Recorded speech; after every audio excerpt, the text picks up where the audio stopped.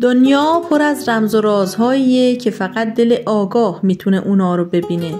گاهی همه چیز عادی به نظر میاد، اما پشت همین لحظه های ساده دستی پنهان تو کاره، دستی که مسیر زندگی تو تغییر میده.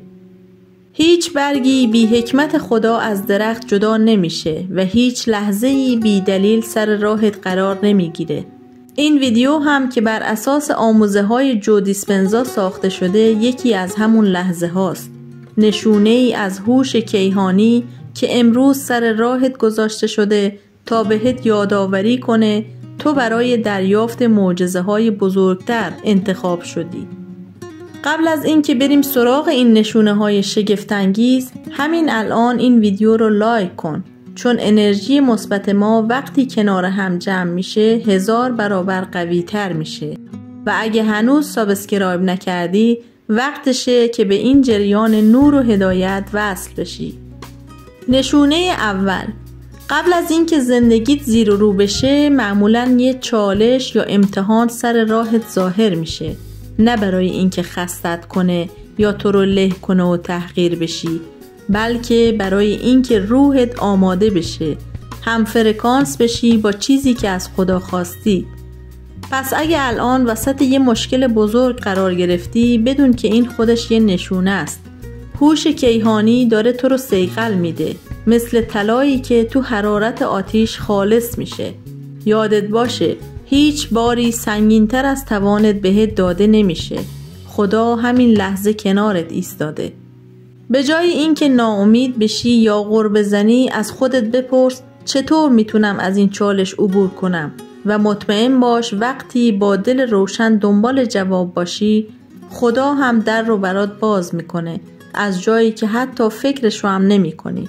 اونجاست که میفهمی این سختی پلی بوده به سمت آرامش و خواستی که همیشه آرزوش رو داشتی.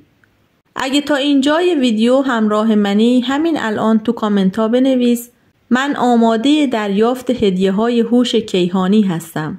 این جمله اعلامیه تو به کائناته تا درهای معجزه رو به روی زندگیت باز کنه. نشونه دوم، گاهی خدا برای اینکه چیز بزرگی بهت بده مجبور میشه بعضی چیزا رو ازت بگیره. شاید یه رابطه تموم بشه، شاید کسی از زندگیت بره یا یه فرصت رو از دست بدی، اما بدون هیچ کدوم بی حکمت نیست. هوش کیهانی داره جا رو خالی میکنه تا چیزی ارزشمندتر وارد بشه. اون چیزی که فکر میکنی از دست دادی در واقع هدیه‌ایه که راه رو برای معجزه‌های تازه باز میکنه. پس به جای قصه خوردن، هر اتفاق ناخوشایندی رو یه نشونه و یه هدیه ببین. به خدا اعتماد کن، صبر داشته باش، چون برکت‌های بزرگتری تو راهه. نشونه سوم و شگفت‌انگیزترین نشونه، دیدن اعداد تکراری. وقتی مدام اعداد جفت و تکراری جلوی چشمات میان، بدون که این پیام خداست. این یعنی تو در مسیر درستی قرار گرفتی. فقط چند قدم مونده تا رسیدن به خواسته هات. این اعداد درست وقتی ظاهر میشن که تو در آستانه یه تصمیم بزرگ قرار گرفتی. پس بی تفاوت رد نشو. اینا مهر تایید آفرینش روی انتخابات. تبریک میگم، چون کمتر کسی قدرت درک این نشونه ها رو داره. تو الان جزو همون آدم هایی هستی که انتخاب شدن تا معجزه های خدا رو تجربه کنن. پس همین الان با انرژی مثبت تو کامنت ها بنویس من آماده دریافت معجزه های الهی هستم. این کار مثل یه دعوت به کائناته که نشونه ها بیشتر و بیشتر وارد زندگیت بشن. حالا با قلبی شاد این لحظه رو جشن بگیر. هر نشونه یعنی یه قدم نزدیکتر به آرزوهات. فقط کافیه باورش کنی، اعتماد کنی و تو مسیر بمونی و ببینی که خدا چطور همه چیز رو به نفع تو تغییر میده.